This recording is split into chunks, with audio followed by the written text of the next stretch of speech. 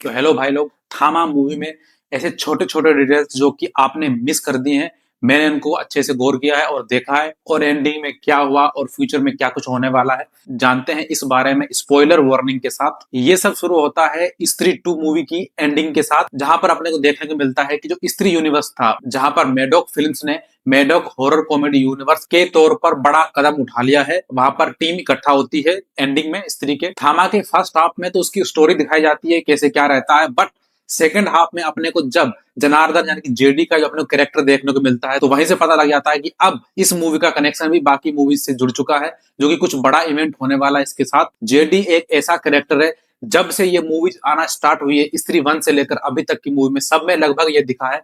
जहां देखो वही ये दिख जाता है। ये अपने को स्त्री 1 में, स्त्री 2 में, उसके बाद भेड़िया में, और बाद में मुंजिया में भी देखने को मिला था, और अब फाइनली थामा में भी अपने को देखने को मिल चुका है, जहां वो अपने दोस्त के लिए हैंड ऑफ गॉड से कुछ सलाह लेने के लिए जाता है। भाई साहब सब जगह है। मैं बोल रहा हूँ ये इतना बड़ा कैरेक्टर होने वाला आने वाले टाइम में कि सबसे ज्यादा इंपॉर्टेंस इसी को दी जाएगी, क्योंकि सब मूवीज में इसी का कनेक्शन देखने को मिलता है। तो इसका बहुत बड़ा रोल होने वाला है। जब जेडी थामा में हैंड ऑफ गॉड से मिलने जाता है, उससे पूछता है कि मेरा जो दोस्त है वो भेड़िया है और उसको अब फुल रूप में आने के लिए भी बहुत ज्यादा मशक्कत करनी पड़ रही है और वो आ नहीं पा रहा है। अपन लोग ने देखा भी था जब स्त्री 2 की एंडी में भेड़िया स्त्री को बचाना जाता है और वहां पर उसको सरकटा इतना ज्यादा पीड़ डालता है।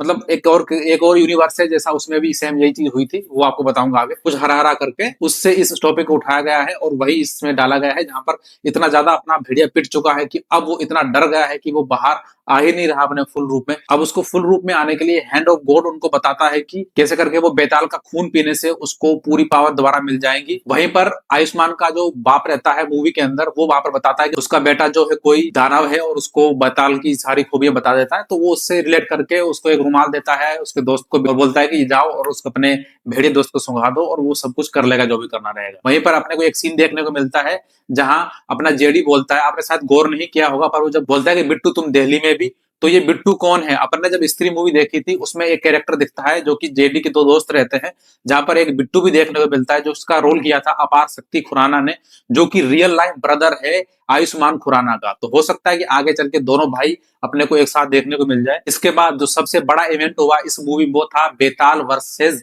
भेड़िया की फाइट का, जहां पर भेड़िया को वो रुमाल जो मिलता है उसको सूंघकर वो बेताल का पीछा करते हुए सीधे जा पहुंचता है छत पर, और वहां अपने को जबरदस्त फाइट देखने को मिलती है। शुरू शुरू में तो जब वो एक दूसरे को आमने सामने आते हैं तो उनको लगता है कि ये कौन ही है, आपस में ऐसे ही है।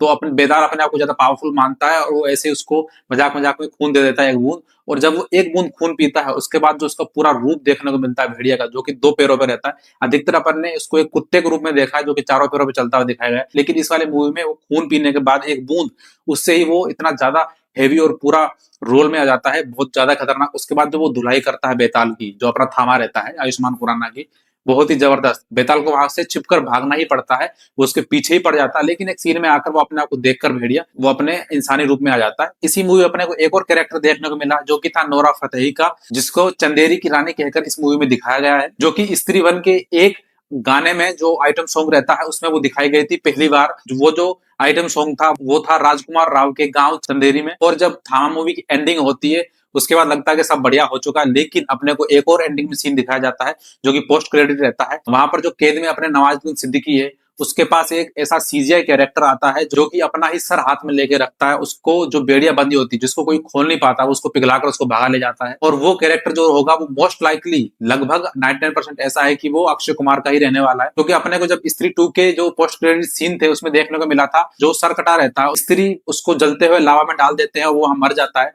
तो उसका एक लोटा लुढ़कता हुआ अक्षय कुमार के पास आता है, जहां वो उसको खोल कर देखता है, तो उसमें जो सरकटे के जो भी अस्थि विसर्जन जो भी चीजें रहती है वो ग्रहण कर लेता है और उस पावर उसके अंदर चली जाती है, और पूरा चेहरे पे दिखता भी है लावा जैसा पूरा जलता हुआ। हो सकता है कि अक्षय कुमार अब नए सरकटे के रूप में देखने को मिलेगा, क्योंकि जो सरकटा है वो उसके पूर्वज से ही है, और इसी से आइडिया लगा सकते हैं कि जो अक्षय कुमार रहेगा वो इस यूनिवर्स का सबसे बड़ा विलन होने वाला, मेन विलन वही रहेगा। बट कभी कभी हो सकता है कि वो अपने इंसानी रूप में भी रहे, जो नॉर्मल इंसानों के साथ रहे, और साथ में एक दानवों के लिए एक बड़ा रूप रहे उसका।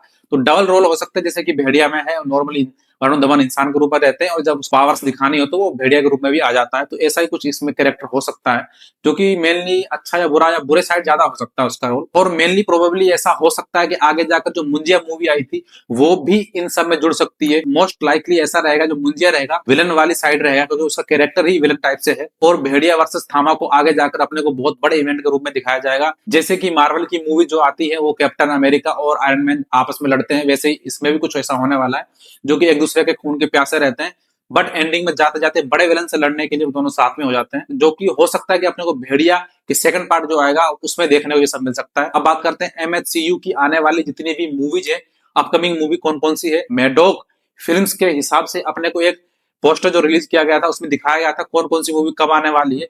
उसमें 2025 में आने वाली थी थामा, जो कि अभी रिलीज हो चुकी है, और साथ में 31 दिसंबर 2025 को आने वाली थी शक्तिशालिनी, बट उसकी अब जो रिलीज डेट है वो काफी आगे बढ़ा दी गई है, 24 दिसंबर 2026 कर दी है। लगभग एक साल आगे खिसका दिया है मूवी को। और जो 2026 में बोली थी भेड़िया 2, उसकी तो अभी तक शूटिंग भी स्टार्ट नहीं हुई है, तो हो सकता है कि 2026 में अपने को ये मूवी देखने को ना मिले। और 2026 में चामुंडा, और इसके आगे 2027 13 अगस्त को स्त्री 3, और इसके बाद 24 दिसंबर 2027 को महामुंजिया। इन सारी मूवीज का सार जो कि बड़े लेवल पे असेंबल होकर जो अपने को दिखने वाला था वो था महायुद्ध फर्स्ट और सेकंड में, जो कि क्लाइमैक्स के रूप में देखने को मिलती पहला महायुद्ध 2028 में 11 अगस्त को, उसके कुछ महीनों बाद 18 अक्टूबर 2028 में देखने को मिलता महायुद्ध सेकंड। ये तो थी पुरानी अनाउंसमेंट जैसी मूवी उन्होंने लाने वाले थे, बट अभी कुछ चेंजेस करके उन्होंने नया अनाउंसमेंट डाला है, जो कि कुछ इस तरह है। 2026 में चामुंडा, शक्ति और भेड़िया 2 दिखने वाले हैं। 2027 में स्त्री 3 अभी भी है,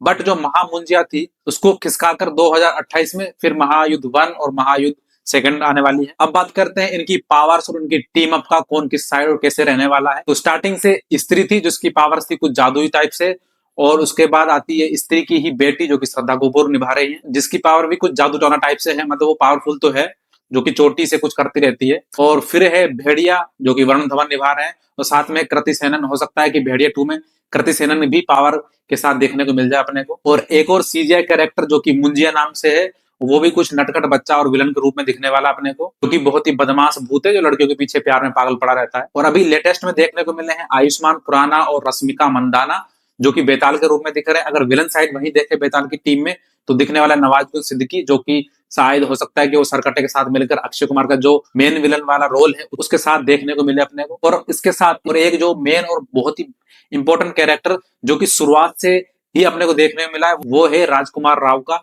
उसके पास वैसे कोई पावर्स तो नहीं है, वो स्त्री में देखने को मिला था स्टार्टिंग से, बट बहुत ही इंपॉर्टेंट है। सब कुछ उसी से तो स्टार्ट हुआ था, जो भी हुआ था चंदेरी से ही। तो हो सकता है कि आने वाली मूवी में उसको पावर के साथ दिखा दे या फिर नहीं भी दिखाए। और मोस्ट लाइकली ऐसा हो सकता है कि उसकी जो पावर रहेगी वो दिल का अच्छा होना, दिल से सोच के समझ कर सब कुछ करता है, तो दिल से जो चीजें होने वाली है उसको सबसे टॉप पे रखा जाए। और थामा की एंडिंग में अपने को एक और नई मूवी का जो ग्लिम्स दिखाए हैं वो है शक्तिशालिनी, और जिसमें अपने को देखने को मिल रहा है कि ये जो कैरेक्टर होने वाला है वो इंस्पायर्ड रहेगा माँ दुर्गा से, जिसका अभी तक उन्होंने किसी का चेहरा तो नहीं दिखाया, पर उसकी स्टार कास्ट में अपने को देखने को मिल रहा है कि वो अनित पड्डा है। अगर आप इसको नहीं पहचान रहे तो ये वही हीरोइन है जो कि अपने को सैयारा में देखने को मिली थी। सैयारा तो जो कि बीमार रहती है, सब कुछ भूल जाती है, तो वही ये हीरोइन होने वाली है जो कि अपने को शक्तिशालिनी के रूप में देखने को मिलेगी। तो ये थी पूरी कहानी एमएचसीयू की, मैडॉक हॉरर कॉमेडी यूनिवर्स की, जो कि पहले स्त्री यूनिवर्स होने वाला था, बट इसके बाद जो भी मूवीज आएंगी वो आगे जाके पता लगेगी अपने को। तो ये पूरा था वीडियो, आपको पसंद आया तो लाइक करें, शेयर करें और सब्सक्राइब जरूर कर ले मेरे चैनल को।